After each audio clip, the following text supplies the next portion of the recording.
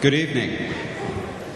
I'm Gleaves Whitney, Director of the Hauenstein Center for Presidential Studies at Grand Valley, and I am also the moderator for this evening's debate. Thank you for joining us, and welcome also to our viewers of our live webcast. Now, I would like to extend a special welcome to two individuals, our founding benefactor of the Center, Ralph Hauenstein, in the front row. Thank you.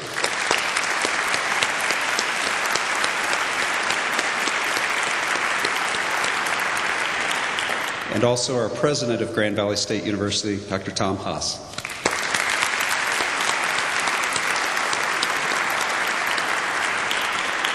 In addition, let me thank the Hauenstein Center's two partners that helped make this evening possible. Dr. James Williams, Dean of the Seidman College of Business at Grand Valley.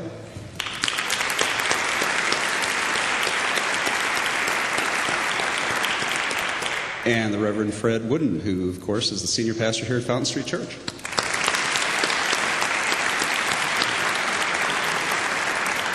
Now, at this time, I'm going to do my little ritual. I'm going to hold up my cell phone. I'm going to show all you guys. I'm going to turn my cell phone off. I'm going to ask you all to do the same. Thank you. Many of you in the audience will remember the famous quip from the 1980 presidential election when Ronald Reagan was running against Jimmy Carter. And he defined a recession as when your neighbor loses his job, a depression is when you lose your job, and a recovery is when the powers that be lose their jobs. Well, 80 years ago this month, the stock market took a nosedive and gave us a new vocabulary.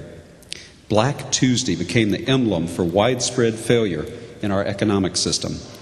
Now, it's an event that the Hauenstein Center and Seidman and other organizations here are dedicating much of the next academic year to studying, to analyzing. The question is, to what extent was it the market that failed versus to what extent was it public policy that failed?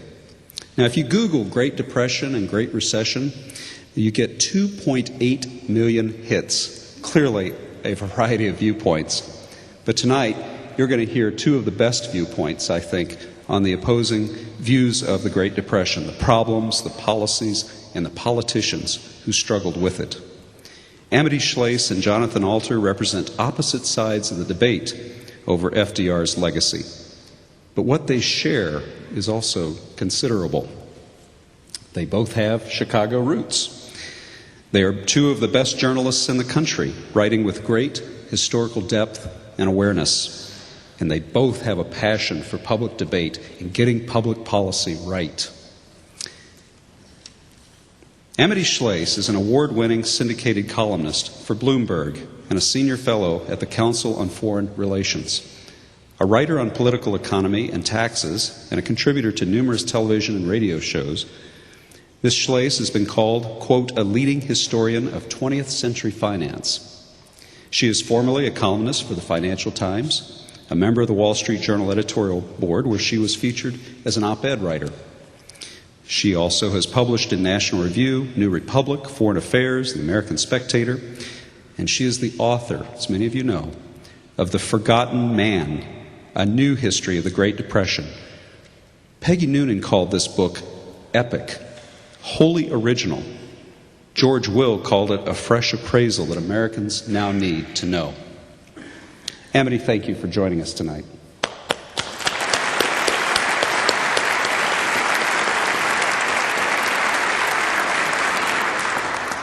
Jonathan Alter is an award-winning columnist and a senior editor for Newsweek. Since 1991, his column has examined media, social issues, global issues, and politics. And going back to the 1980s, he's covered 7 presidential elections. During his presidency, Bill Clinton was quoted as saying, "Alter bites me in the tail sometimes." Actually, Clinton used another word. I'm using a euphemism. But at least he knows what we're trying to do. Mr. Alter is also a contributing correspondent for NBC News, appearing on Today, NBC Nightly News, and Meet the Press. As many of you know, he's the author of The Defining Moment, FDR's 100 Days and the Triumph of Hope, which historian Alan Brinkley called rich and perceptive. And Richard Norton Smith, who is no stranger to these parts, called it required reading for every president, every student of leadership, and anyone who appreciates narrative history at its finest. John, thank you for joining us tonight.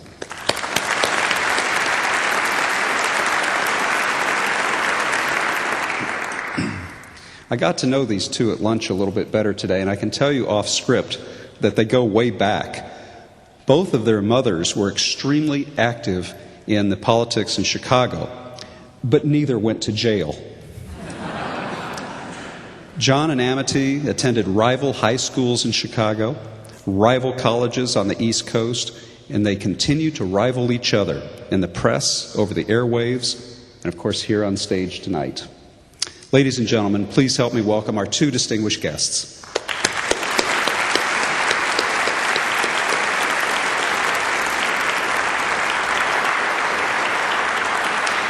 Now, just a word about format, real fast. We agreed on 2 questions in advance. Our debaters will speak for 7 minutes each on the following question, followed by each making a 3-minute rebuttal. So without further delay, I see that they are ready to go, and we are too. Question 1. Did Franklin Roosevelt and his policies deepen the Depression or help bring about recovery? Amity, 7 minutes. I'm going to use some seconds to say I'm very grateful to be here, to the Hauenstein Center, to the Seidman School College of Business, and to Fred and Wendy Wooden to be in their church, this wonderful church, the Fountain Street Church. How do you know if a recession is going away, is abating, is gone, is getting better or worse? We know how we know today. Recovery is there when we are back where we were before the crash. We know by the stock market on television, or we know by unemployment. That's today, and those are our criteria. So did FDR make the Depression better or worse? I will argue that he made it worse. One of the things you do when you study the New Deal, that John and I both did, is you don't just look at the politics or the economics, you look at the culture. Before writing this book, I didn't know that the board game Monopoly came out of the Great Depression. The modern board, as we know it did, though, come from that period. It was invented around Philadelphia. There were some other contributors. Parker Brothers at first rejected it for having more than 50 design flaws.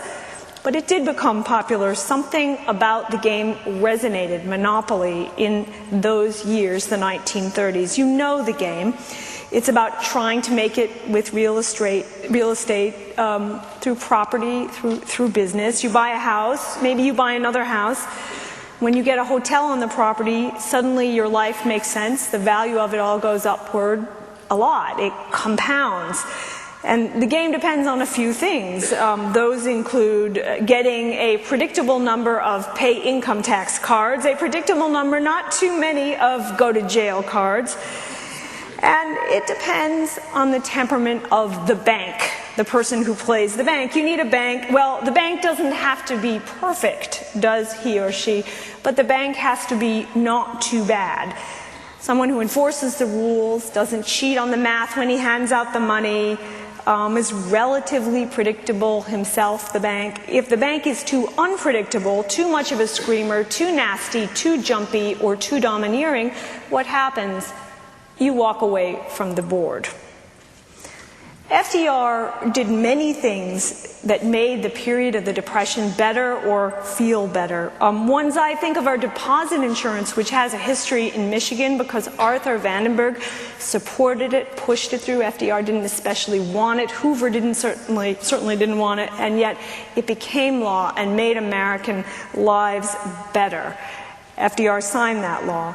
FDR created the Securities and Exchange Commission. Very important when we're thinking again in terms of games, the game of the stock market. Can we play it fairly? Are the rules clear? There was a clear understanding generated by the institution that he established. He created Social Security. That's the bedrock for us. So important, that part of the net that we know we need. He understood about free trade very well, at least eventually. He nursed along with Cordell Hull for quite a time the concept, getting back to trade, because Hoover had done so much damage by signing a tariff. He knew this was what Hoover had done wrong, and that he rewarded Cordell Hull, this senator from Tennessee, in the end for helping him as Secretary of State to get us toward free trade during the war. And actually, Cordell Hull got the Nobel Prize for that in 1945 after the work. FDR also understood about the suffering of people. I wrote in my book, I think, about Albion, Michigan, where people were so inspired by our president, or the man who was just becoming our president, because it was the winter of 32, 33, president-elect, that they were making scrip currency, as everyone was. It was a deflation, and they put his picture, the new president, on their money. In monopoly speak, if you want to use that language, he was doing these things. In doing them, he was being a good bank, reliable, clear, making a game that you could play. But he was also a bad bank. And here are the ways, on balance, that mattered more, the ways he was a bad bank. He did things that made people walk away from the table, and that made the Depression worse. One is he tried to run the whole game. An aggressive bank. The best example of this was the centerpiece of the New Deal, the National Recovery Administration. It ran the entire economy. John and I have both written about this, right down to what price you could charge. You had to charge a high one on this crazy theory that a higher price would get the economy going. You had to pay a high wage, even if you couldn't afford it. It was pro-big business, monopoly, and it was no accident that the game came out in the year that this NRA was very, very strong, and it hurt business, especially little business. It shut small business out. Another thing FDR did was raise taxes. So Hoover had started it. He pushed taxes up to 60+%, 62, maybe 63. FDR raised them and raised them again. So all of a sudden you could never get that hotel. Your money didn't compound because you were giving it too fast to the government, in essence.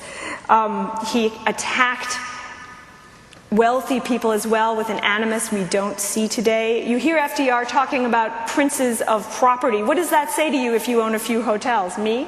I'm a prince of property. I shouldn't be at the board. Pause. He attacked wealthy people as bad people, and that too set us back, because those wealthy people then stopped working. Capital strike. Went to the country house and waited it out. He did something that we never talk about, but I've been studying lately, which is he let the price of labor get too high. What does that have to do with depression? You're saying, well, there's a lot of scholarship on this topic, and I tried, therefore, to lay it out in the book. The NRA, that monopoly law I spoke of, and then the Wagner Act, the big union law that you know, both pushed up labor prices. Maybe people were paid more than the economy could stand, more than a fragile economy could stand. There are two scholars, Harold Cole and Lee Ohanian. I say their names carefully because they have meant so much to me in my studies, who showed that labor prices in the 1930s were 20% above the trend for the century. That's extremely weird given the level of unemployment. Those phrases that we heard from our parents and grandparents, nice work if you can get it. It was okay if you had a job about the 1930s. They were true. By helping organize labor and overpaying it, we were creating a second forgotten man, the man who didn't happen to be in the union and get that benefit, the man whom the employer, who was relying on government to set the prices, could no longer afford to hire. This was the ultimate jobless recovery, the 1930s. The data bear all this out. You know our criteria. The Dow didn't come back in 1935 or 1936 or 1937 to its 29 level. In fact, it didn't come back until the 1950s. Unemployment, there's a little bit of debate about that. Maybe it was 12%, maybe it averaged 14%, maybe it averaged 16%. The difference between terrible and awful, nothing that we can accept. So what I want to conclude with is what struck me, and that that we never learned, but they knew. They knew that it was ridiculous, and that the New Deal was, on balance, probably counterproductive. Eleanor said to Franklin, "Franklin, they are afraid of you. You've stopped business." That was important knowledge from the period, and it's important for us now, too. Thank you. John. Thank you. I also thank you very much for coming, everybody. I also want to thank the Hauenstein Center and the Seidman Center and this wonderful Fountain Street Church. This venue is awe-inspiring, and I can understand why so many of our distinguished predecessors over the years, Winston Churchill and the rest, would want to appear here. First of all, I want to say a special word about one of our hosts, Ralph Hauenstein, who has made so much of this possible. And I want to salute him not only because of his magnificent achievements and contributions, but also, frankly, to score a debating point. Ralph is a product of the Civilian Conservation Corps. What was the Civilian Conservation Corps?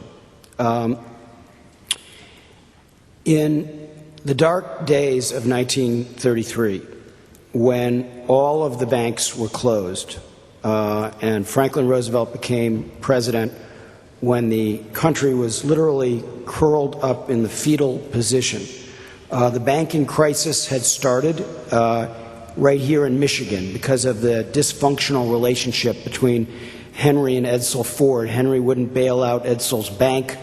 Governor Comstock of Michigan was forced to close the banks here. The disease spread across the country, and pretty soon our economy had melted down. The Board of Trade in Chicago closed indefinitely. New York Stock Exchange closed indefinitely. A lot of people thought that capitalism was at an end.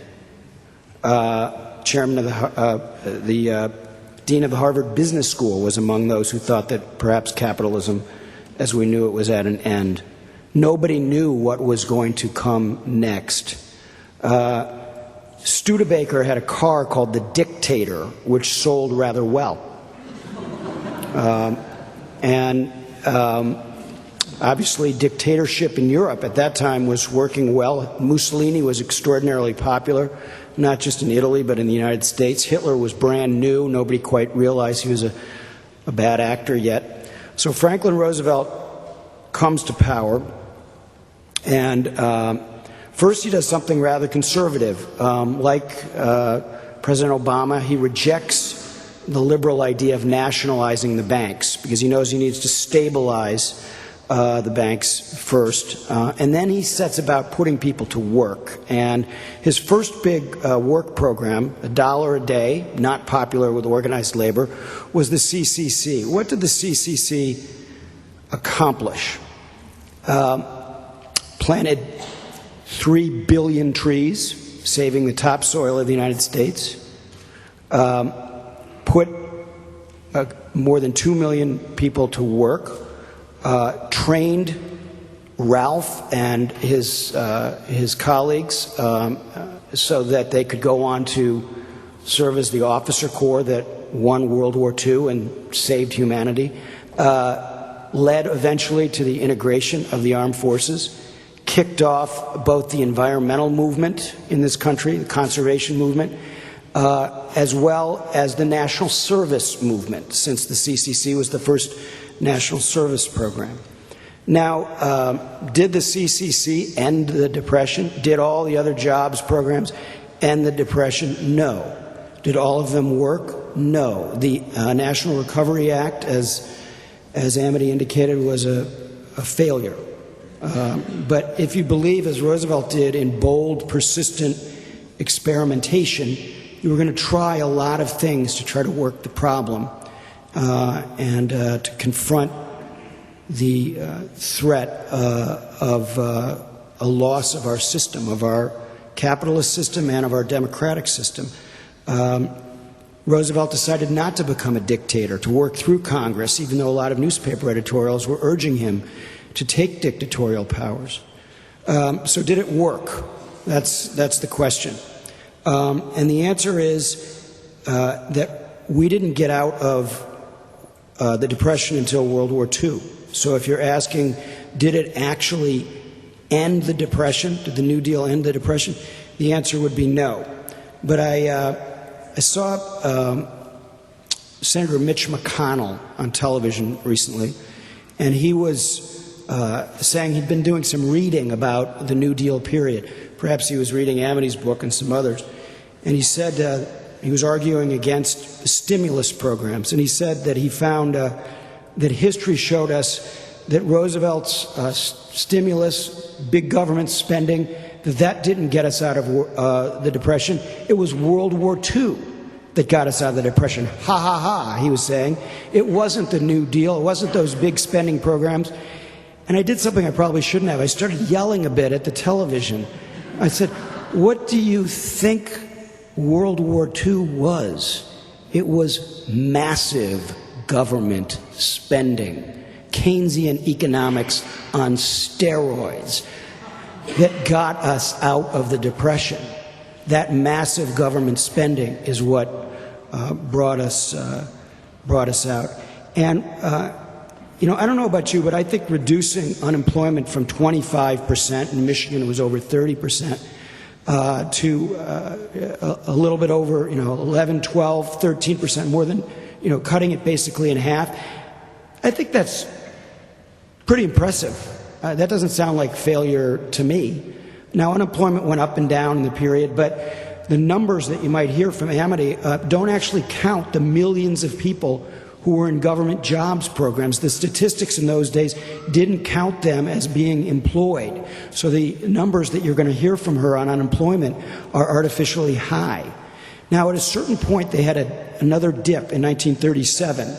And that was because in advance of the 1936 election, Roosevelt cut spending. He decided to try to appease the deficit hawks, moved away from the New Deal programs in order to get some votes, and the unemployment went back up to 19%. So it was when he got more conservative in his approach that the economy weakened. But I think the best judges of whether the New Deal did anything to improve the economy are the American people. We heard mention of Ronald Reagan in the debate. Are you better off than you were 4 years ago, he said. That was a line from Franklin Roosevelt. He asked people in a fireside chat, are you better off than you were 2 years ago, before the 1934 midterm elections? They responded with a resounding Democratic triumph. In the 1936 re-election, he carried all but 2 states, Maine and Vermont, the biggest victory since George Washington. Now, if he had been failing, if the Depression was not at least being ameliorated or eased, considerably eased, by the efforts of Franklin Roosevelt, would the American people, were they that easy to fool? I don't think the American people are stupid. I think they understand what's in their interest. And if you look at the long-term legacy of these New Deal programs, 39,000 schools built, 325 airports, 2,500 hospitals. This is a monumental contribution to the infrastructure of our country, and that made so much of our post-war prosperity possible. So the efforts of Franklin Roosevelt were flawed in many respects, but in total, they were a major, major contribution to the development of our country. Thank you, John. Just briefly on those controversial unemployment data, the unemployment data that I use are the same data as President Obama and Christy Romer used. The average, according to their data, is 13–14%. Or even actually higher, if you want. The average, according to the lower data, is 13–14%. So you want to be careful with that. The 1936 year is an important year when we think now about government spending and the effect of government spending and then the limit of government spending. We love government spending and we always vote for it. In 1936, the federal government had expanded wildly. It was half again as big as it had been, and it was surpassing for the very first time in peacetime history the size of the states and the towns. That's a very big political gift. Whether it equals strong economic growth and recovery is a second question. John and I do not disagree on the first part of the 1930s, 29, the crash and so on, but a crash, dark time, is not congruent to a Great Depression. We wouldn't remember the Great Depression if it had all gone back to more or less okay in 35. It didn't. We had instead the terrible depression within the depression, where people did hang themselves too out of hunger and despair, where unemployment hit 18 or 16%, depending whom you want to use. Either way, a horrible number.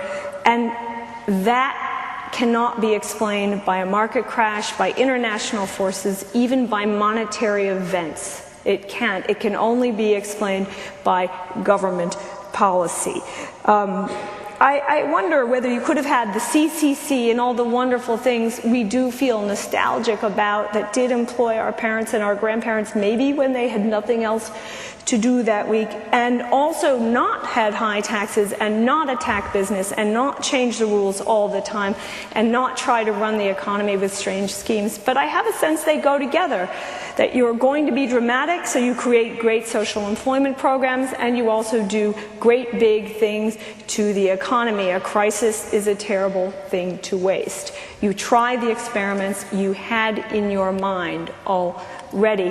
Finally, I would contend that the U.S. was a good deal less revolutionary than John says, not on the brink of revolution at all, not like Europe. We had Father Coughlin right here. We had Huey Long, but the American labor force was rather quiet overall, especially before the Wagner Act. The scholar Odette Coyne came from Europe and wrote this note, the flabbergasting thing that I have found. American labor is not revolutionary. It's relatively conservative, just as they say today, looking at us, oh wow, labor in the U.S. has a long fuse. The idea of revolution or Roosevelt is a false choice. That's what I would argue. And finally, World War II. Christy Romer, who is in the White House, contends, for example, that it was monetary easing, which is different from fiscal spending, that contributed to the recovery in that period. Last thing to say about World War II that we often fail to mention, when Roosevelt went to war, he forgot about attacking business, because you can't wage war at home and abroad at the same time. And the same people who had been in court were now in the White House writing deals to serve our arming for this great war, or even Lend-Lease before it. So business felt relieved, and you saw that in the economy, and that too helped the recovery. I agree with Amity that certainty is an important, or greater certainty is an important thing for business, and I think they could have had more consistent policy making during the 1930s, and that would have helped. And I agree that it was not sensible for either Hoover or Roosevelt to raise taxes in the middle of a steep economic downturn. But the question you have to ask if you are rejecting Keynesian spending, and this was a question that a lot of Republicans had to ask themselves within the last year, is what is your alternative? And what was fascinating to me was that certain Republican economists, like Martin Feldstein, who was Ronald Reagan's chairman of his Council of Economic Advisors, they understood that when you're in this situation, there is no alternative to massive government spending. It would be nice if there was. If you could say, all right, well, if we just cut taxes further, we'll take the economy out of a tailspin. You know, we won't have a global meltdown. We won't have these international bank runs, which can now be done with the click of a mouse. It would be nice. It would be nice if there was an alternative. If free market economics and just liquidate, as Hoover's Treasury Secretary, whom Amity admires, that was his policy. It would be nice if that was a recipe for recovery. Unfortunately, it's a recipe for disaster, which there was a total consensus on in 2008, and sensible people in the 1930s recognized that. So I think anybody who wants to critique the New Deal, at its core rather than at the margins that this policy or that policy could have been better, has to offer a compelling, coherent, and pragmatic alternative to large-scale government spending, which I haven't heard from any of the critics of the New Deal. And by the way, what you spend it on, and there's unanimity across the economics profession on this, is not particularly important. They could be digging holes and filling in the holes, and if you're paying them, you're injecting money into the economy. So yes, there were some make-work projects, boondoggles. It would have been nicer. It was better when it was spent on the good projects like the CCC projects. But even when there were boondoggles, it was helping to keep people afloat. And I don't think it's a surprise that so many people look back and say, thank God for Franklin Roosevelt, and why long after for his entire life, he was immensely popular with the people, and long after his death, you could go up into a hollow in West Virginia and you'd see a picture of him on the wall. Well, thank you very much for spirited debate. To answer the first question, Amity and John will now have 5 minutes each to answer tonight's second question and 3 minutes each to offer a rebuttal. And that second question is this: what are the lessons from the 1930s that we should be applying today? John. Well, I was starting to talk about this a little bit. I think the first lesson is you don't worry about the deficit in the middle of a severe downturn. I'm a deficit hawk. I've been writing for 17 years. I've been writing about the need for more fiscal discipline, among other things. But that's a medium or long-term problem. It is Hoover economics to worry about that in the middle of a downturn. That's how the crash turned into the Depression, was that there was bad trade policy, the Smoot-Hawley tariff and some others, but the gold standard and the idea of fiscal restraint were disastrous policies in the early 1930s, and where they applied today would be equally disastrous. The second is, as Amity mentioned, quoting Rahm Emanuel, the White House Chief of Staff, a crisis is a terrible thing to waste. If you can use a crisis to achieve certain important social objectives, that's a plus. That's a plus. Look at what we got. Social Security came out of the Great Depression. Now, the 1936 election, which, as I mentioned, Roosevelt won overwhelmingly, that was a referendum on Social Security. The Democrats were all for it. The Republicans were all against it. The American people hadn't even yet begun receiving their Social Security checks, but they had faith in Roosevelt, and so they knew that those checks would eventually come, and indeed Social Security ended poverty among the elderly and became the most popular social program in the history of the United States. Now, I think health care is a lot tougher, and I think it's going to be a lot less popular. But it's along the same lines that you do take a crisis, use it as an opportunity to get some big things done. So there's some other things like high-speed rail we might get. Obviously, we're going to get some roads paved and some infrastructure taken care of, not nearly as much as we should, but it's important. Finally, it's important to remember that something we can really learn from them is there's no gratitude.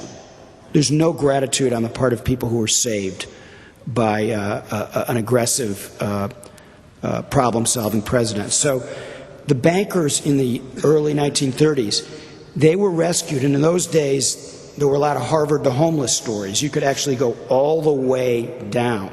And they were rescued, their businesses were rescued, their fortunes were rescued, and then as soon as they came up above water, they started complaining about Roosevelt, and they didn't want any regulation. Roosevelt compared it to the story of the lifeguard who saves a drowning man, and the man he saved comes back a couple years later and says, "Hey, lifeguard, how about my silk hat? You lost my silk hat." The lifeguard just saved him from drowning. That's what we're seeing right now, is that you have people who just a few months ago, they were saved by the government and by the taxpayers, more important, with these huge bailouts, maybe unavoidable bailouts for the banking system, because that's the lifeblood of the economy. They were saved. And now, when financial re-regulation is being discussed in the Congress, and there's talk of a consumer financial products regulatory administration that would defend the consumers against predatory lending and the predations of the credit card industry. And they're saying no, no, no, and they're using their lobbying power to try to protect themselves from regulations that might prevent us from going into the soup again. So I think it's really important to remember that if you bail out capitalism, which is what happened in 1933 and is happening again now, that there are reciprocal responsibilities, and that the people who have been rescued need to be heavily regulated. And that would apply to insurance companies in the healthcare sector as well, in the public interest. And the idea that somehow regulation is always a negative, or because there have been abuses in regulation, that it somehow is harmful to regulate, has been disproven by the events of 2008. If we'd had more regulation, we would not have had a near economic meltdown in late 2008.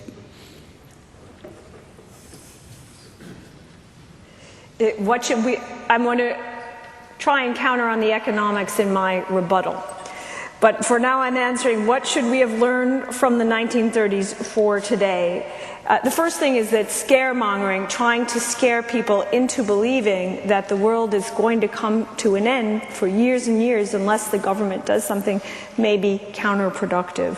The second is that local community matters a lot when you're in trouble. Local community and the community aspect of the country carried us through. In The Forgotten Man, I talk a lot about clubs, Rotary, Alcoholics Anonymous, what we did for each other on that level in a hard period. The third is that the individual matters more sometimes than the government planner, and may see the economy better than the government planner. Jonathan said earlier that I don't even remember exactly what you said, John, but something that everyone had the view that they were grateful for the New Deal. I want to read you a poem by Ogden Nash, the humor poet, about the New Deal and its planning aspect and how it was intruding on the agriculture in this instance. Mumbledy pumbledy, my red cow, she's cooperating now. At first she didn't understand that milk production must be planned, but now the government reports she's giving pints instead of quarts. There was a deep understanding in the country that this didn't make sense. They might go along with it. Maybe some people said there was going to be revolution, but there were plenty of people who believed it didn't make sense and who would believe that now as well and are saying it. Another thing that matters, and that we should listen to them, is really when you're asking about today. The price of labor matters very much. We always treat this, well, as sort of macro event, labor up and down, everything else will adjust. The experience of the 30s was that that was not so, and that high wages mattered a lot. Then it was the unions, now it's not the unions, but it is the mandates, for example, for health care. When we say, maybe I won't hire another person this month, maybe I'll wait and see about the health care bill, that's really the equivalent of what those who did not hire in the later 30s were saying, maybe I'll wait it out and see where the Wagner Act goes and see how high I must pay labor. That labor prices, when they are too high, make the recovery choose to stay away. The taxes matter on the margin. That nostalgia for the New Deal can be destructive. You can love the New Deal very much, parts of it that had to do with your family or ideas that meant something to you, but to look nostalgically to that period as the answer for now can also be counterproductive. That paying off interest groups is a slippery slope or a bad trend, because of course in the New Deal we just had that little bitty program, Social Security, and very small, and people died very young, so it wasn't this huge aspect of the economy that it is now. But of course the Great Society had to follow. and Medicare had to follow, and President Bush had to expand yet again with Medicare Part D, and no party can stop expanding on entitlements. And of course, on the state level, as Michigan knows so well, and on the federal level, the government cannot pay. So we may enjoy it, but we bankrupt our grandchildren if we do what the New Deal taught us, which is always expand entitlements. You want to ask yourself what FDR would have said of the implications of this. We were talking at lunch and people said, well, how can we know what it would have been like had there been no New Deal? Fred Woodin said, oh, that's a counterfactual. And in a way, he's right. We did have the New Deal in the 1930s. But in a small way now, we do have evidence because we have less New Deal places and more New Deal places in the United States, and we know how well they are doing. More New Deal places, more in that culture, industrial, heavy labor, are the East Coast, Detroit, big cities, and we know how they are doing. Less New Deal places are the Southwest. Sure, there were New Dealers who came from the Southwest, but it's not so much part of the culture, and those places tend to fare better. Or even within Michigan, you could say, which is the New Deal part of Michigan? The Detroit part, and how is it doing relative to the less New Deal part, which is Grand Rapids area? Maybe one is faring better than the other, and maybe that's because of the devotion to all those things, the entitlements, the strong respect for organized labor, even when it's unfortunately too expensive. Where does that lead us, and what kind of future does it bring? So I'd be the opposite of some of the columnists today who say we haven't tried the New Deal. I say we've tried it very hard for a long time, or versions of it all over. And it has produced sometimes okay, sometimes inspiring. Maybe the 1950s we were very well protected with no competition results, but often very mediocre results, and that nostalgia is currently worth giving up. Amity, I would just say that blaming the devastation and folly of Detroit on Franklin Roosevelt is like blaming Joe Wilson screaming, you lie, in the House chamber on Ronald Reagan. I mean, you can't draw those kinds of lines. Sure, there were excesses to the New Deal. You're perfectly right about some of the silliness of it. The National Recovery Act was so much over-regulation that they literally regulated the burlesque industry as to how many times a night a stripper could take off her clothes. They would tell the nightclub owners with a regulation. But just because they had those excesses doesn't discredit the entire enterprise. And just because some people were frozen in the amber of the New Deal through the 60s and 70s and 80s and became what I think of as Paleolithic liberals, and didn't necessarily help the country and didn't rethink issues in a pragmatic way. Those people were not living the New Deal. Franklin Roosevelt would not have been happy with them. He was above all a pragmatist. He believed in bold, persistent experimentation.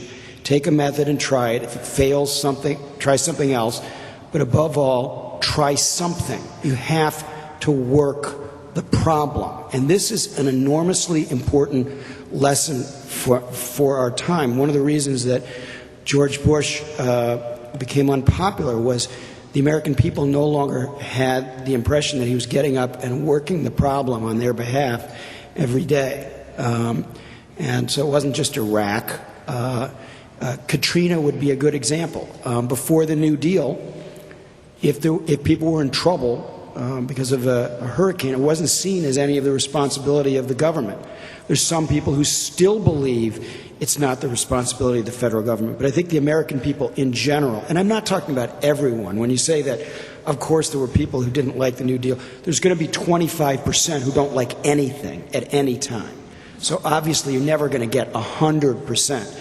But most people, after Katrina, they felt that this was society's responsibility to come to the aid of people when they're in the stadium in New Orleans, and that it's not right just to leave them, as Roosevelt said, to the winds of chance and the hurricanes of disaster, or to have Social Security, as Bush proposed, be subjected to the stock market, which was contrary to FDR's idea. So for all the excesses of liberalism, and I criticize a lot of it, the core of this, a new definition of what we owe each other as a people, that in some ways we are interconnected and interdependent, and we are our brothers and our sisters' keepers, the kinds of ideas that perhaps you hear in this church sometimes. This is the core idea of the New Deal. It's not this particular program or that one, this easy to exaggerate failure or that one. It's the idea. Is a pure free market economy, a laissez-faire, survival of the fittest economy, is that the way we want to move forward? Or has history proven the limitations of that approach and the merits of a more independent, mutually supportive, and compassionate approach to governing? John, to relate Katrina to, I don't know, Calvin Coolidge is like shouting, "You lie," to the president from the floor of the Congress. I don't see that relationship at all. You said earlier that sensible people agreed on what happened economically in the 1930s, that sensible people agreed that one must always spend. I would differ here a little bit. I think we have a big fight. We have a split between the legal culture and the historical culture on the one side and the economic culture on the other side. Lawyers and historians and politicians all agree that spending is the answer, and also tend to, that the Fed should be stronger. Economists are not, and business people are not so much agreed. There are studies that show there's about a 50-50 division among political economists with an economic background on the issue of what the New Deal did. Was it net good or bad? You know, vis-a-vis even the rescue of 29, 30, 31, such as it was, we had an experiment right before that because we had a rather severe downturn in the United States where we did liquidate coldly. That was the Depression, the panic of the early part of the 20s, and unemployment went high into the double digits very fast. Auto companies failed, and other auto companies had to rescue them. And that snap was terrible, but it lasted only 2 years, in part because, I would argue, the government didn't jump in and change it all. And it was scarcely remembered. It's scarcely remembered by us. So there was that very model within the decade. 29, 30, 31, especially 32, 33, 34, we went on a different path. The school of economics that I'm getting more and more interested in is something called public choice theory, which we scarcely discuss and is neither right-wing nor left-wing. It's got a Marxist element to it. It has a markets element to it. It says government is not better than the private sector. It's not worse, but it's not better. And it's a competitor, and it will use any occasion, any crisis to take ground, to win ground, to push the other fellow, the private sector, into a defensive position. And that is what you see in economic crises generally. Government says, we are higher, we can solve the problem better, we know more, we're wiser, listen to us. And in the end, the public sector is rather bigger than it was before relative to the private sector. I'm not sure that means the economy is better. I am just sure that this school of thought, public choice theory, it's a terrible name, but it's a useful theory, is accurate in what they are describing. So you want to contemplate, even at rest, Ronald Reagan, his government was nearly twice as big as Roosevelt's. How far can the United States go? There's a last philosopher I'll mention, Friedrich Hayek. We never say his name. He said we're on an incremental road towards serfdom, towards the end. And I don't believe we're going towards serfdom. I do believe, and I believe many in Michigan believe, that we've probably reached the limit of how far government can go, and maybe it's time to stop. Thank you both. Well, now I would like to offer our debaters the opportunity to pose a question to each other, and then after we conclude with that section, we'll go to the last part of this evening where you, the audience, will have an opportunity to come up to the microphones and pose questions to our debaters. Amity, what question would you like to ask John? What's your next book? Good question. It's much nicer than mine. I have to revise my question for you.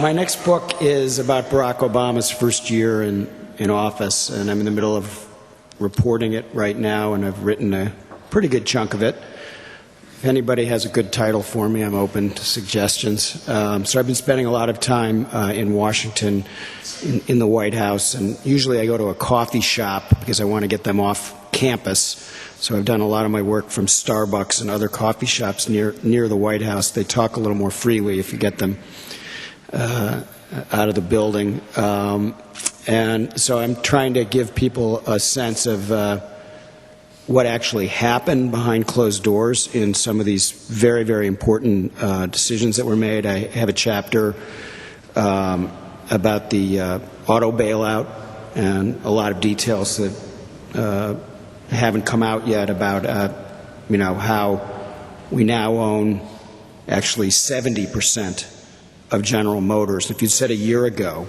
that in October of 2009, hey, the taxpayers are going to own 70% of General Motors, I think people would say, what are you smoking?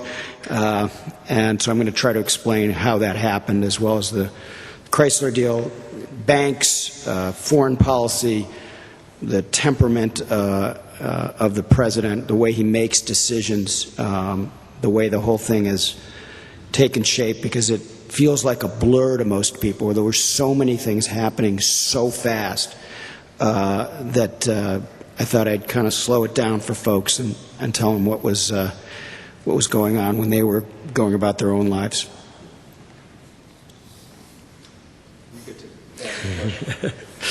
I want to ask two questions. I'm going to ask one nice one like yours, and I'm going to, and to make it a little more fun, I'm going to ask one that's a little bit more pointed. The nice one is, I know what your next book is on Calvin Coolidge, and I'm fascinated by that, and I want to know why you think Coolidge is relevant and important for our time. And my slightly nastier question is actually related to that, and that is, after Lehman collapsed a year ago, there were a lot of free market folks, including those in power, who said, we just have to let it go. And we can't have these companies that are too big to fail, and we can't bail everybody out, and we have to let it go, and that's just the way it's going to be. And that turned out to be a disastrous decision. It led to what the head of the International Monetary Fund called a global meltdown. And you had, bank runs are now very easy. They can be done with a click of a mouse. You had terrifying bank runs, and we're only now learning how terrifying last September was. So my question is isn't the meltdown after Lehman's collapse proof of the limitations of Calvin Coolidge style free market economics that you champion? That gets at the uncertainty that we're talking about. I would argue that the problem wasn't that we let Lehman go. It was rather that we rescued the others and then were inconsistent with Lehman. That the market did not know what the U.S. was going to do, and it freaked. That doesn't mean that it freaked because Lehman died, because all markets would collapse, but rather because it was in awe at the inconsistency and reach of Henry Paulson, which is different.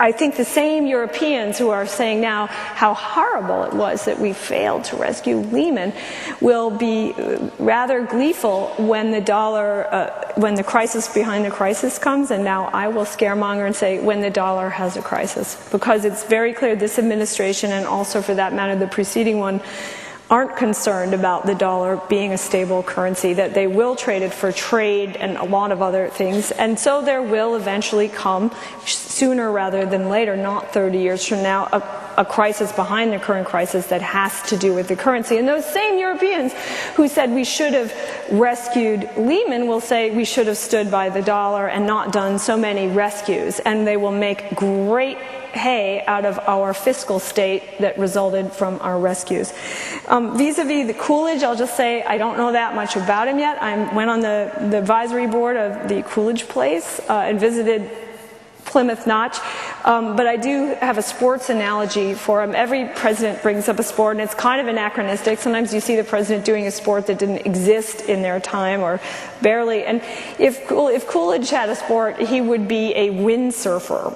Why do I say that? Can you look at it? Oh, it looks so easy. He's just holding still. He's doing nothing. He's vetoing, or he's not going down to his flood, and there was a great flood in that period. He sent Hoover, the flood of the Mississippi. He's lazy, he's do nothing, he's silent cow.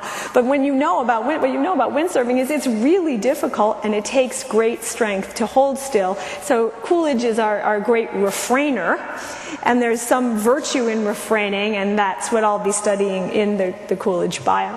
Didn't you like Indian clubs? Wasn't that a sport at the time? And Hoover liked the medicine ball, big ball. Hoover liked the medicine ball. Coolidge liked... Hoover was a fly fisherman, and Coolidge fished with worms. So you can imagine what Hoover felt about Coolidge. Hoover went fly fishing in his business suit with a fly fisherman coat over it, and was photographed kind of like Jack Dempsey wearing those dress shoes when he was supposedly drilling something. And it was the most embarrassing photograph until Richard Nixon was photographed on the beach at San Clemente wearing wingtips.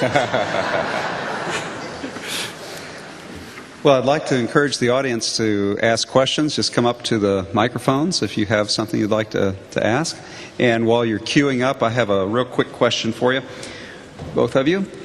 What would you concede? What would each of you concede in the other person's argument? John, how about you? What would you concede? I think Amity makes a very good point about the importance of certainty for business planning, and that this is something that both Democrats and Republicans, but particularly Democrats, have to take more care in understanding that businesses are on a time horizon where they're making investment decisions, and they want to know that there's going to be a certain consistency of public policy in at least the medium term, and they need to take more account of that. So that's a very important point. I would concede, though we didn't say it, I think we both agree that Roosevelt was right in World War II, on the right side, and a great war leader. My point is only that we shouldn't let his war leadership obscure the economic errors of the 1930s. Okay, thank you very much. Well, it looks like we've got a number of questions here, and I would like to impose the Jeopardy rule. Please make your statement in the form of a brief question. Let's begin on that side. Sir. Thanks. A couple quick ones, I guess. With regards to Lehman Brothers, it was my understanding that Paulson decided not to bail them out because they investigated the books and they didn't have enough assets that would have been truly throwing good money after bad, as opposed to some of the other banks which had some assets available. And a second point, from the Depression, one of my favorite movies, Carol Lombard, William Powell, My Man Godfrey, and it was, of course, it's a film, but it shows a huge disparity. You got the forgotten man down living on the dump, and then you've got these wealthy people chattering about Fifth Avenue breaking windows for glee. How much reality was there between the disparity and the Depression? I mean, we have this overall impression of massive, chaos and whatnot, but was that across the whole economic spectrum, or were there still people at certain stratas, maybe the farmers living at a subsistence level? I think you get the point. I'm really glad you raised that point about the disparities. Coming out of the 20s, there were huge income disparities, the likes of which we haven't seen until the present day. And then in the 30s, what happened was you had the creation of a very large middle class coming out of the Depression. You had a tremendous reduction in income disparities. And I'm like a big bourgeois guy. I'm like a big believer in the power of the middle class to advance a country's interests. And if you look at the post-war period, where we became this unbelievable economic engine, and where we created good jobs for a lot of people here in Michigan, good high-paying jobs that could support a family and a robust middle class. That was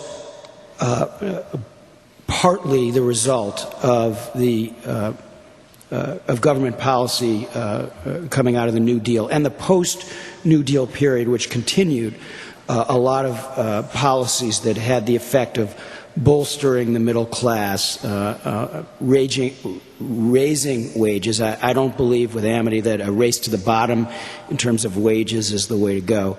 And so one of the things that's the biggest, arguably the biggest domestic challenge for President Obama and his successors is to restore a robust middle class in the United States. So the first question regarded Henry Paulson. I think generally the question is, why is so much up to the Treasury Secretary / Fed? And is that really appropriate, that the fates of so many companies must be decided by these few figures? If you talk to people in the past administration, and I know more people in the past administration than fewer in John's administration, of course, what they will say is that it was a terrible mayhem, and they all did what the Treasury said, including, for example, at the SEC. Was that right? No. They should have been countervailing forces. They just fell in line because of the crisis, because capitalism was coming to an end, and there weren't the checks and balances that we needed. Vis-a-vis income distribution, there's a good article by Claudia Golden in the current issue of Michael Milken's review on the West Coast, and she pinpoints the biggest moment of income disparity, when income distribution looks the most skewed, as you would say, and that was 1915. Actually, you see a narrowing after that until more recently, and she says that has to do with education. The more people go to school and higher school, the evener we all are, which gives us a sort of Swedish feeling, and so that it's real. The more people go to school, the evener we all are. I would say, secondly, that I don't think big income distribution with very, very rich people and very, very poor people is necessarily evil, because the rich people do create jobs. That's what they do with the money, and you see times of growth correlating to skewed income distribution. I once wrote an editorial in the Wall Street Journal about how great the income distribution was in Europe. It was all even, and the title of that editorial was "Broke but Equal," because the cost of that equality was a broke government. So this is a trade-off for you. Do you want equality in that sense, income equality, or do you want more fiscal health? Well, sometimes they create jobs where wealthy people have money. Sometimes they consume it. They just buy diamonds. And no, it's not. That's not a trivial argument. If you look at compensation levels for the American financial services industry, $77 billion. If you're looking at risk capital and to be very conservative, a 10 to 1 ratio, which is, some people say it's 14, 15 to 1. $770 billion that could have been invested into the American economy instead of going into their pockets with these, ridiculous compensation levels. So I wish that they had created as many jobs as they might have. As far as your point on education, I completely agree with you. That's why I think it was good that the New Deal built 39,000 schools, and the Great Society created the first aid to elementary and secondary education, and began large-scale subsidizing of higher education, making us the finest higher education system in the world and becoming the engine of our economy. So if we had pursued some of the policies that you endorse, we wouldn't have much of an education system to be speaking of, and we might be on the road to serfdom. Okay, Professor Verizor. Yes, Jonathan, I'm curious what your comments would be why Roosevelt didn't cooperate with the London Economic Conference, and that it seemed that Bretton Woods did what the London Economic Conference wanted to do, and it did lead to the prosperity. And then I'd like to have a comment from both of you. Do you think we need a new Bretton Woods? The London Economic Conference, which was in June of 1933, Roosevelt sort of blew up the conference because he thought, unlike Hoover, he thought the origins of the Depression were domestic. Hoover thought they were international. I think the truth, as usual in these situations, is somewhere in between. He wanted to get off the gold standard. Britain was moving off the gold standard, but there was, they still had a ways to go. And I think even if he had cooperated with that conference, I'm not sure that they necessarily would have been able to do that much good or reduce trade barriers, for instance, which were terribly destructive in this period. Roosevelt's chief delegate to the conference, Secretary of State Cordell Hull, was an ardent free trader. And he didn't feel like he was making a lot of progress in getting other nations to agree to free trade. So it probably took World War II for us to get to Bretton Woods. I do believe that we need some kind of new Bretton Woods conference. I think the international financial system and trade regimens are in some trouble. One area where I'd be critical of Barack Obama, and he is my president in the same way he's everybody's president, which is something that some of his critics sometimes forget. They seem to be challenging his legitimacy to be president, but that's another subject. But even though he is my president, broadly speaking, I do have a bit of a problem with him on trade. I don't think he's being aggressive enough right now in removing trade barriers. People don't want protectionism, but we've lost some of the progress, the forward momentum we had on trade. Thank you. Yes, sir.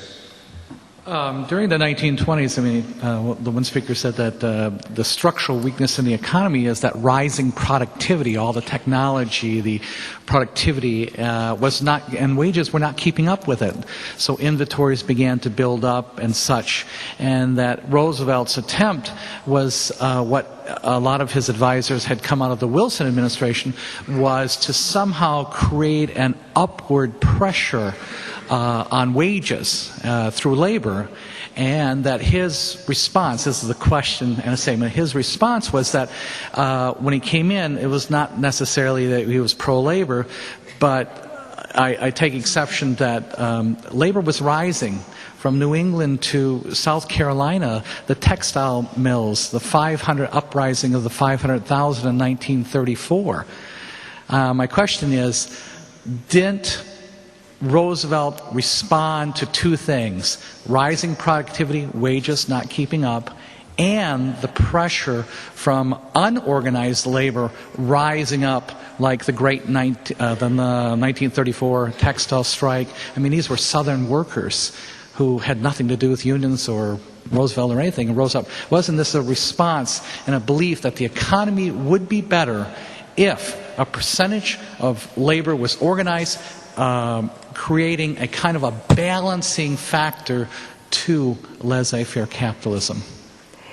Can you craft an economic justification for organized unions? Yes. Is it right? Some of the time.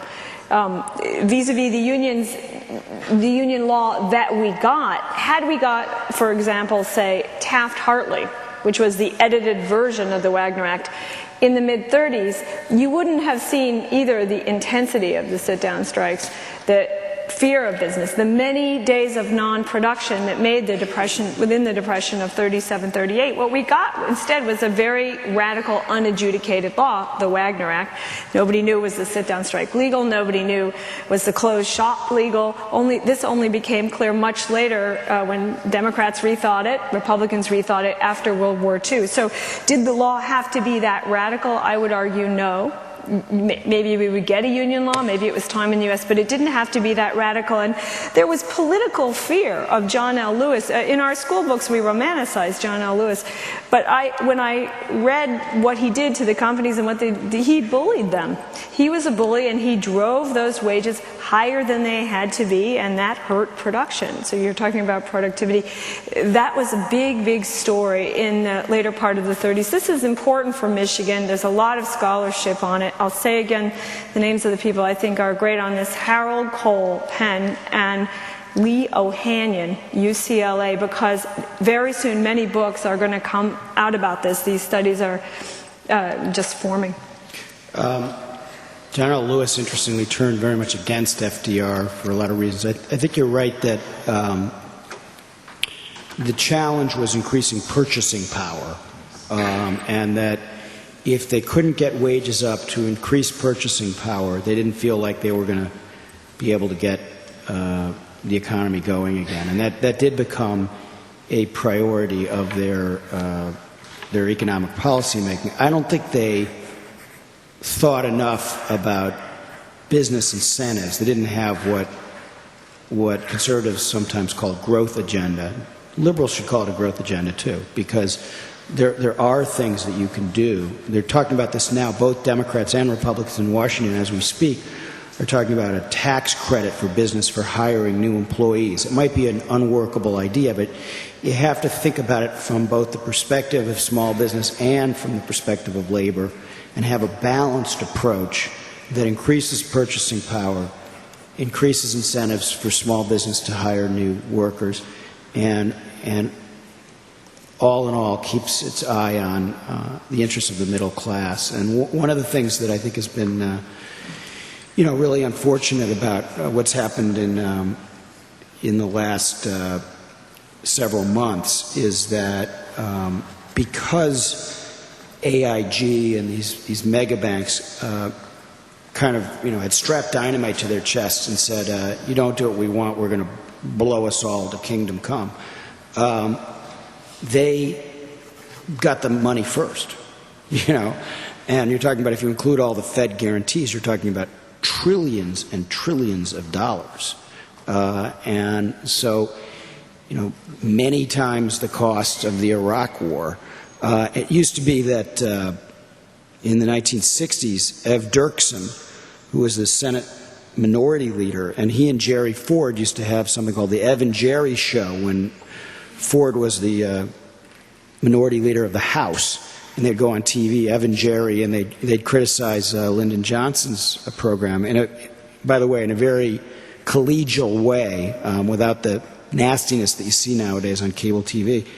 And Dirksen famously said, "A billion here, a billion there. Pretty soon you're talking about real money." And nowadays, it's a trillion here, a trillion there. Pretty soon you're talking about real money.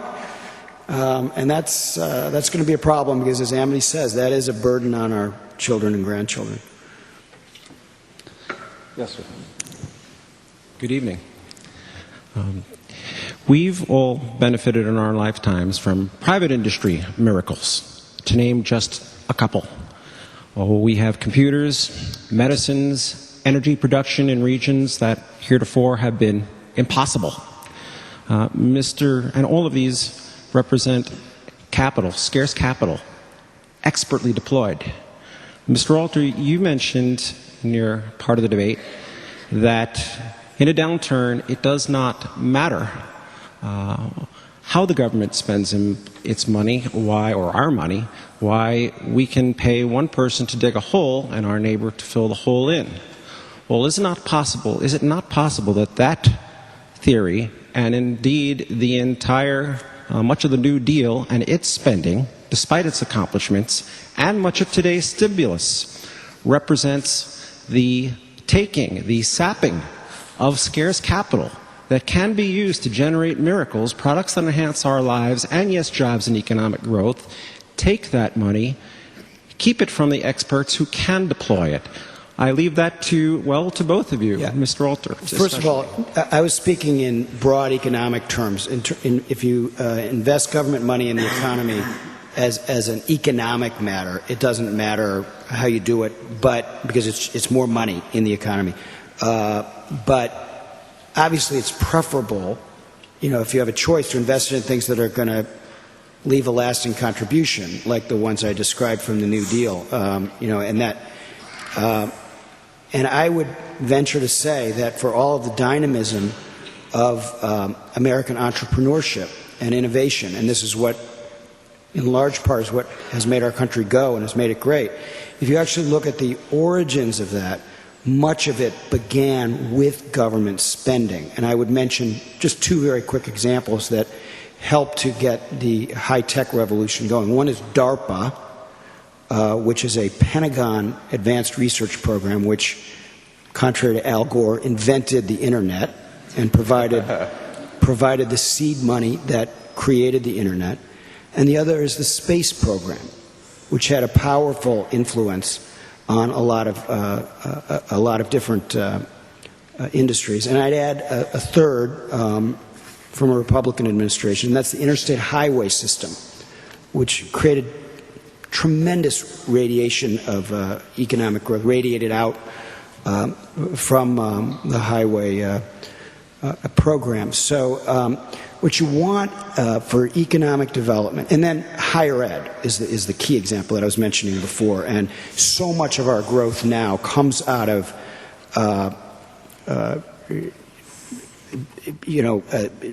the power of our universities to create innovation. Where does the money for those universities come from? It doesn't fall from the sky. Huge amounts of it comes from Washington, okay, to power the growth of American higher education. So what you want is neither a big government solution nor a laissez-faire solution. You want a series of pragmatic public-private partnerships that are win-win, that are pragmatic and non-ideological, and that are focused on what works to create economic growth. And what happens is, just very, very briefly, like on labor, when it was the 30s and you had Walter Reuther, then what they wanted was, more purchasing power, higher wage, and it was pretty hard to argue with that. But when it got to the 60s and they had these labor contracts that built in these huge healthcare costs into every car, and that were providing benefits that were sort of unimaginable for anybody who wasn't fortunate enough to work for the auto industry. That's when it got out of hand. So it's like what the ancient Greeks said: everything in moderation, nothing in excess. And that's a good principle for my money to keep in mind. I think this is probably the most important question tonight. In broad economic terms, it matters very much how the money is spent. So if you spend it on looking about without all these incentives here and there, and you spend it on that thing you think has the most potential for profit, especially longer term, you tend to generate innovation. So you have productivity gains. If you spend it just like that, you may have some productivity gains sometimes, but often it's just wasted. This idea of just spending it is very much out of that period. That's when it was being developed. The economist Keynes was in a men's room with another economist named Hoover, not the president, but another economist named Hoover, and he said, look, if we just knocked these towels off the table in the men's room, that would be better than doing nothing. If we just dug holes, that would be better than doing nothing. If we just dropped money from helicopters, that would be better than doing nothing. But you know intuitively that it's not better. It's maybe a little better than doing nothing, but not very much. It's the experience, I think, of when you're just to put it in everyday terms, when you go to the airport and you have to take off your shoes, and the man is telling you you have to take off your shoes, and you take off your shoes and you feel a little resentful, but then you try to be nice and you think, at least this created a job for someone. The man who gets to ask me to take off my shoes, and then you're done and you're putting your shoes on back and you're feeling a little better, and you say, but it isn't a very good job, is it? What's the use of that job? Well, it has a security use, but economically you know it doesn't have a very good use. It's not going to improve the quality of our life beyond military security. Whoa, wait a minute, it's feeding that guy's family?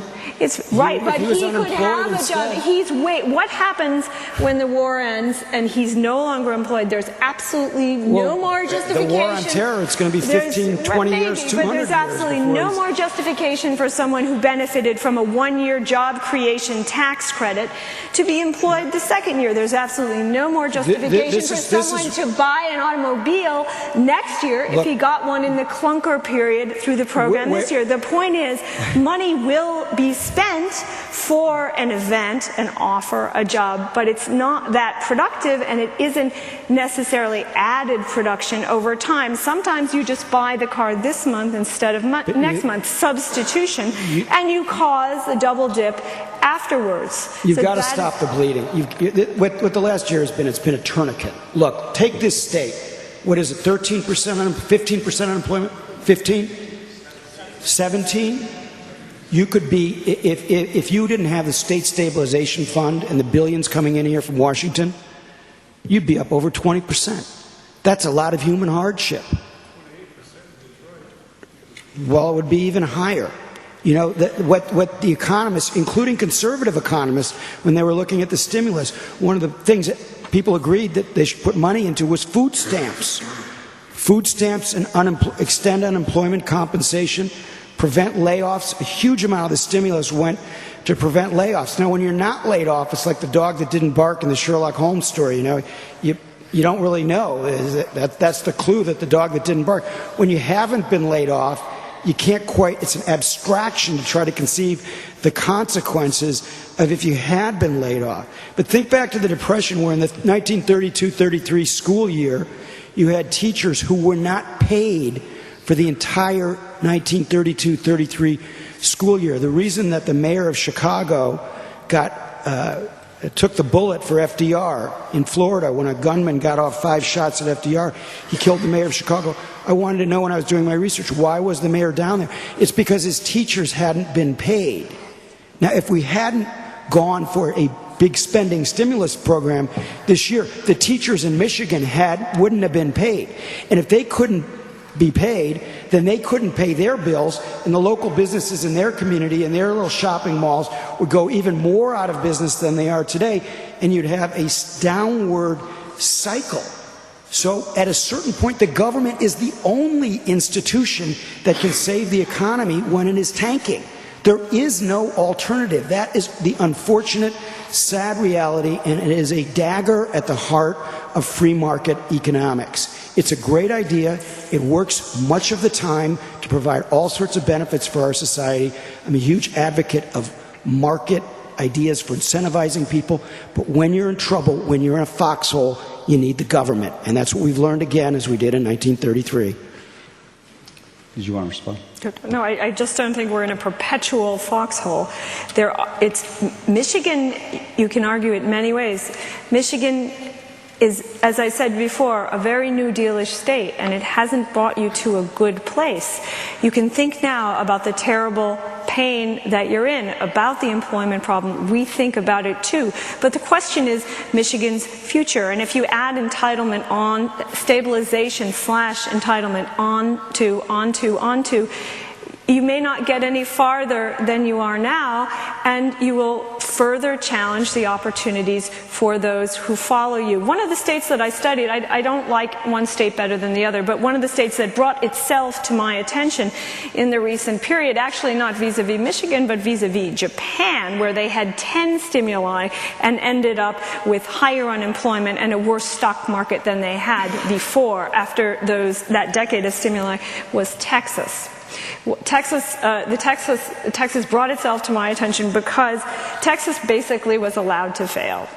Texas wasn't too big to fail. It failed and failed and failed, and every bank in Texas has a different name than it had 15 years ago or 20 years ago.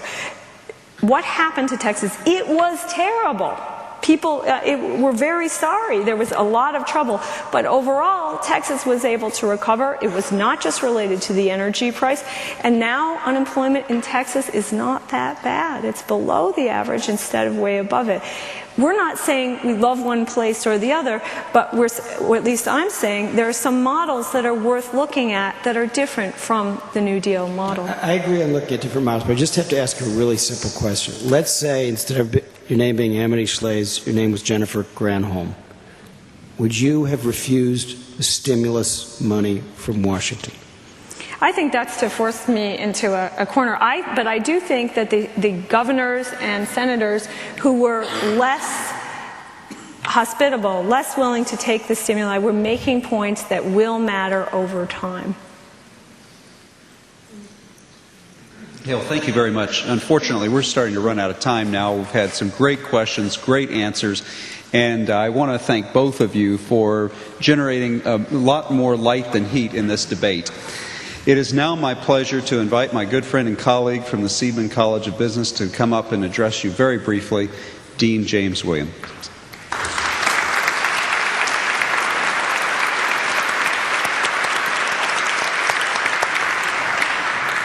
Thank you, Gleaves. And thanks to our great debaters. What a wonderful night, right?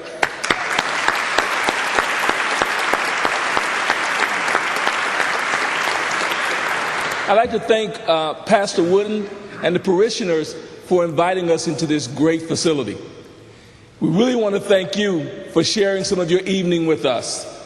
We're really pleased that we were able to share this joint venture between the Hauenstein Presidential Center and the Seidman College of Business. We both are very blessed. In fact, our two organizations reside side by side in the DeVos Center right across the river over there. And I've seen what the Hauenstein Center is doing. They are truly one of the outstanding presidential centers in the nation.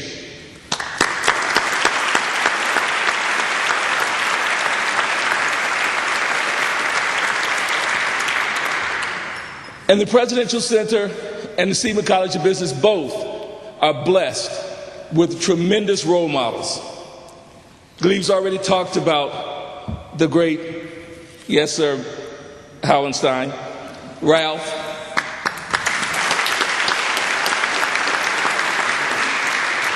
Leadership and service, we really appreciate what you provided and the role model that you are for all of us. But the Seidman College of Business is also very proud of a role model. Mr. L. William Bill Seidman was our role model and still is. Although he passed away during May, he left a rich legacy of leadership and service for the Seidman College of Business and all of Grand Valley State University. And I know he would have appreciated this session tonight. So we thank you on behalf of Bill Seidman. We're going to continue our journey through this economic maze tomorrow morning. So we invite you to join us at 7:30 for breakfast over at the DeVos Center, the Loosemore Auditorium, where Mr. Dimitrovic, Brian, and 6 economic panelists are going to talk about the economic recovery today. So we will continue this discussion tomorrow morning. Please join us. At the back of the church, there will be a book signing as we leave.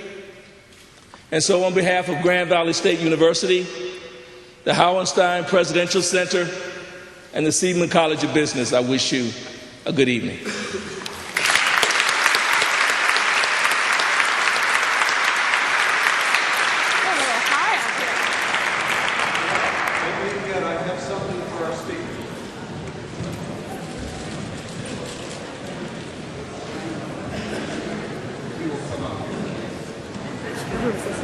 You know, going through a debate like that, I think our speakers, our debaters deserve a Ralph Hauenstein tote bag.